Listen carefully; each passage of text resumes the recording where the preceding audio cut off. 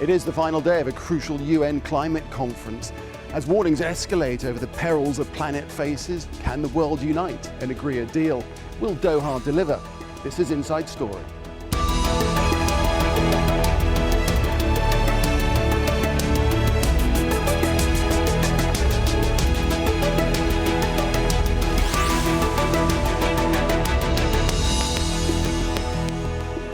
Hello, I'm Nick Clark and welcome to this special edition of Inside Story. So, the annual UN bandwagon has rolled into town. At stake, the necessity to chart a way forward in tackling climate change. But developing and developed nations, well, they're at loggerheads. And the stated urgent need for action is being met with political stalling. Tarek Bazley looks now at the core issues at the very heart of this conference. The symptoms of a warmer world are already with us. Stronger storms, heavier floods and hotter, longer heat waves. The changes are disrupting plants and animals, and with them millions of people. At the top of the agenda at the Doha climate talks, trying to find a way to extend the Kyoto Protocol. It's due to run out at the end of this year, and if it does, so too will the commitments of a number of developed countries to reduce their greenhouse gas emissions. Getting an agreement on how to extend the treaty and under what terms has been slow work. We are disappointed, however, that the developed countries are in the process of looking at low ambition levels under the second commitment period. We call on them to raise their ambition consistent with what is required by science and the principles of the Convention. Delegates have also been working on what will replace the Kyoto Protocol. Under Kyoto, only some developed countries made binding commitments to reduce greenhouse gas emissions. It's hoped a new treaty will include binding commitments from all countries, especially India and China, the world's largest emitter of carbon dioxide. Under Kyoto, China was not obliged to limit its greenhouse gas emissions, but it has promised to reduce what it calls carbon intensity, the amount of carbon dioxide produced for each unit of economic growth. There's no dispute China is the king of carbon dioxide emissions, but it's using these talks to make the case for a different way of calculating them. Carbon dioxide can remain in the environment for centuries, and that's why China says historical emissions are significant and must be factored, and those countries who emitted the most in the past must be the ones who now make the greatest cuts. Cumulative carbon dioxide emissions, calculated from 1850 to 2007, put the United States well out in front. During that period, it produced 3 times as much CO2 as any other country. Also on the agenda, how to find money for the newly created Green Climate Fund. It's supposed to oversee the funding of aid to help poor countries deal with climate change, but exactly where it will find what's hoped to be $100 billion a year by 2020 is unclear. So it's very much a matter, very much a challenge of designing that Green Climate Fund in a way that is seen as attractive to the developing countries that will draw resources from it, also attractive to the donor community, which has to provide significant amounts of grant money. But finally, and perhaps most significantly, the Green Climate Fund needs to be a suitable vehicle for the private sector. More action! More action! Holding a rare public protest along Doha's waterfront, activists at the UN talks hoped for more urgency. They say the outcome of COP18 is a test for the world's leaders to demonstrate to their own people, if not the whole world, that they're serious about tackling climate change. Tarek Bazley for Inside Story.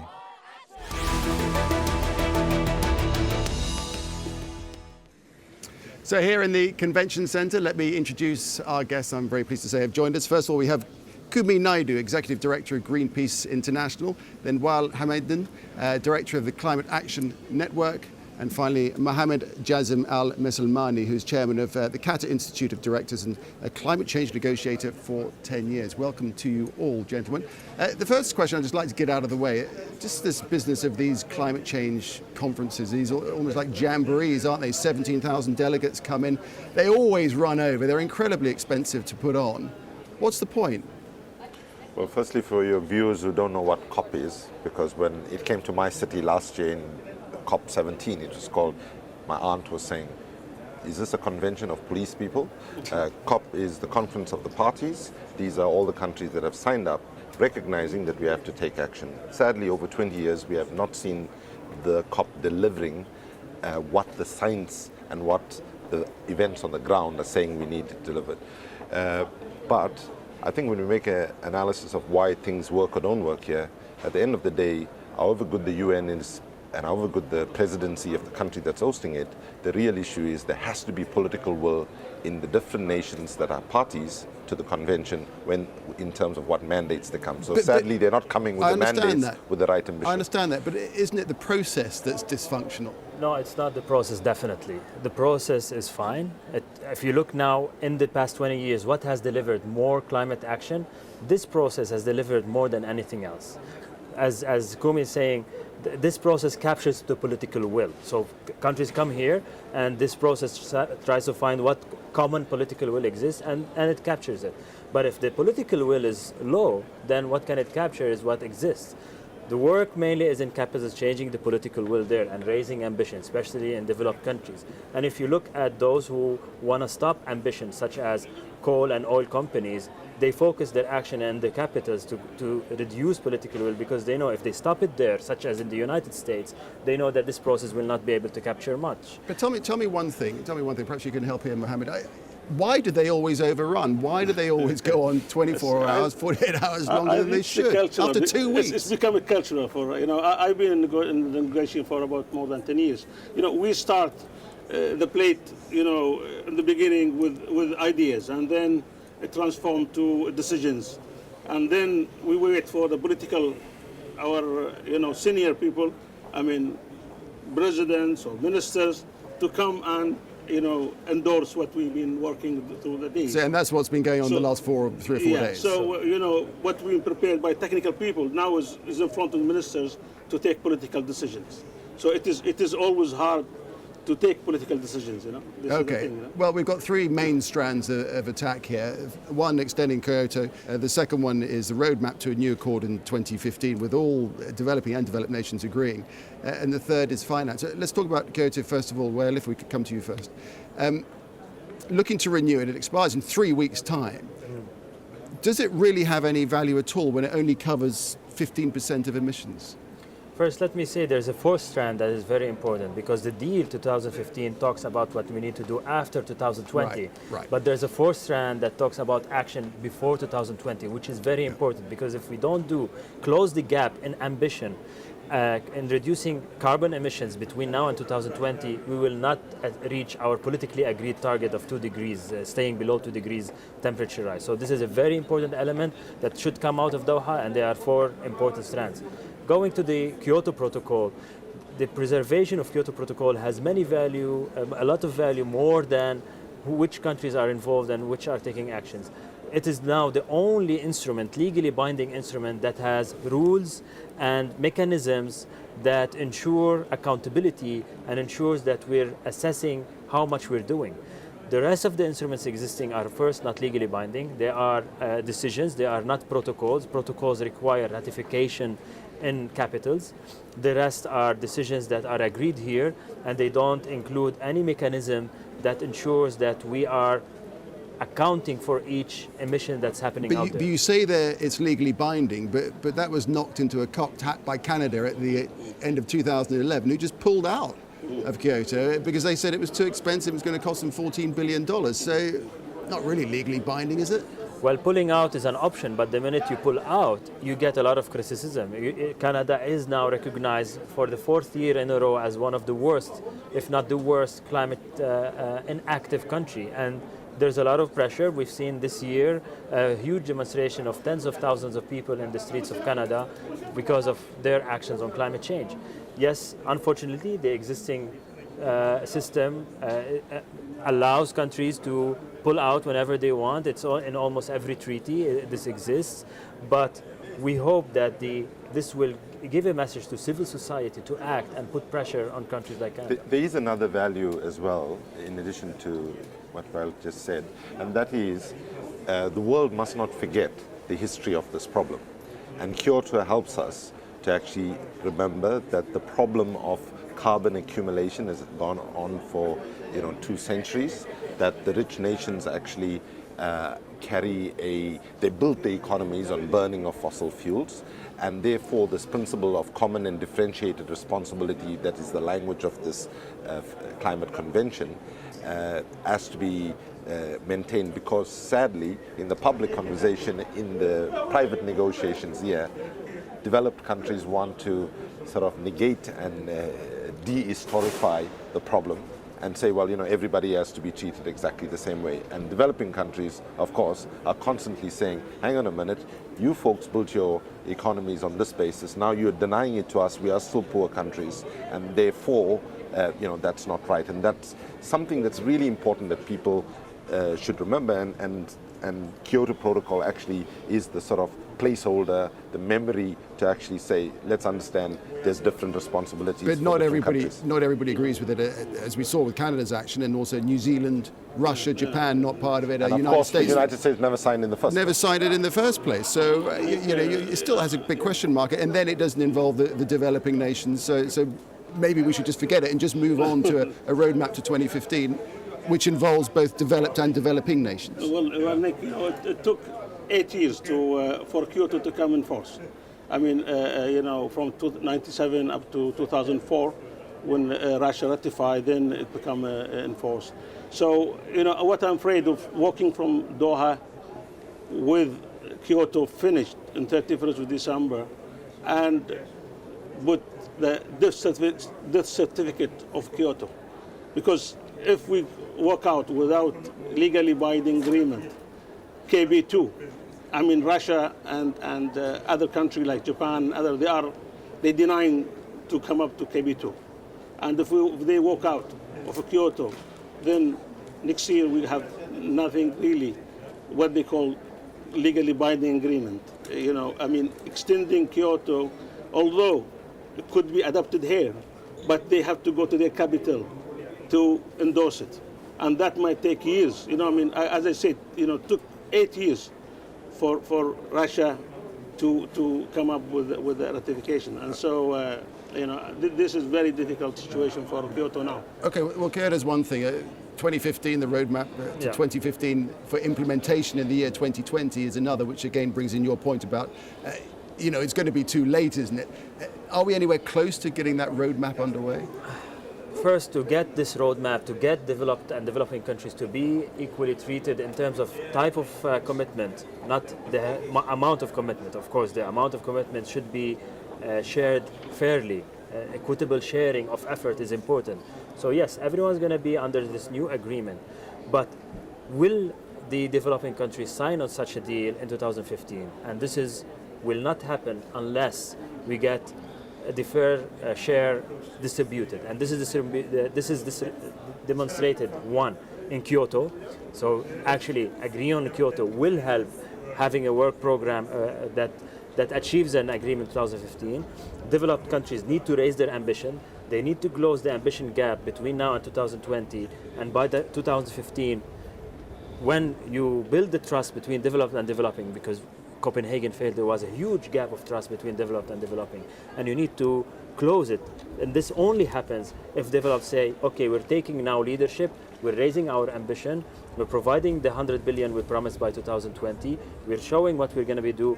Then developing countries in 2015 will say yes. That's a wish list, though, isn't it? That's a wish list. Are we really going to see that kind of action from developed countries? Well, sadly, a sobering point here is to just remember what the science says. Because we had a Bali roadmap from 2007, which over 2 years, part of what we were trying to do in Copenhagen in 2009 was to actually get a fair, ambitious and legally binding treaty, because the science is saying consistently that emissions should peak by 2015 and start coming down. So that's a very sobering point, because we have to understand that the science and what's happening on the ground in terms of extreme weather events is completely out of sync with the politics of the negotiations. Right. And so how do you narrow that gap? How do well, you bridge that divide? I think we can only narrow that gap, not in terms of what happens in the halls here. It has to be complemented by robust citizen pressure And we have to build the biggest ever social movement that the world has ever seen, because the struggle to avert catastrophic climate change is more important than every other struggle for justice we've had combined, because what we're fighting for here is the survival of humanity as we know it. So we cannot put all our faith in the negotiation process. The negotiators have to be, and governments have to be pressurized. And I think young people across the world, what we see in our work, are actually way ahead of politicians. Even here in the Arab world, I've been so impressed by the Arab Youth Coalition, the way they are organizing and so on. We have to ensure that we don't bank on a process that has delivered, but delivered not to the extent that the science and the reality on the ground tells us we need to deliver. Isn't it very hard for any politician, apart from the most forward-thinking one and the one who doesn't worry about his own career too much, to really think about the future in the way that the politicians here need to make something happen? Well, you know, what happened in Durban is just politics. You know, they deferred the new protocol or the new commitment from 2012 to 2015. This is purely political, based on what they call economics, problems and financial crisis and everything. So politics is just playing the role of the whole thing. I mean, just it's politics. It was ever that. Let me comment on that. Every politician is a family guy. This is one of the criteria to show that you're a politician. Every politician has kids. And they have to understand that their kids, no matter how much money they have in the bank, their kids will not have the same future, enjoy the same life that we have now if we don't solve this problem. And I'm sure they should care about their kids more than their career. I think they care about their career because they want to have a nice future for their family. But if we don't solve this problem, human civilization is going down the drain. And that's why I believe there is hope. I hear what you're saying there, but actually, we've been saying that for 20 years, haven't we? And here we are, still at loggerheads. Now we're feeling the gap is so near. 20 years ago, we had 20 years. Okay. Kumi. Well, a leader of a German think tank put it very well. He said, whichever your values frame is, climate change is a catastrophe. Because if you're a capitalist, you should not kill your customers. Right? And climate change is going to kill your customers. If you're a socialist, you shouldn't kill your comrades. And if you're a humanist, you shouldn't kill your children. Because unless we understand there's a big issue here of intergenerational solidarity that is in question, that how we nurture and what we do now, future generations are going to judge us extremely harshly. I mean, right now, we will be judged extremely harshly for the failure to act when the evidence was crystal clear. I mean, 20 years ago, you could say, well, maybe the science was not so clear, etc. Now, with the science, as well as a combination of devastating climate impacts. I mean, take the United States, one of the biggest culprits. We've got the hottest temperatures ever recorded, 80% of the country in drought as we sit here. And of course, Hurricane Sandy was a very visual reminder. So our politicians have to decide now whether they're going to,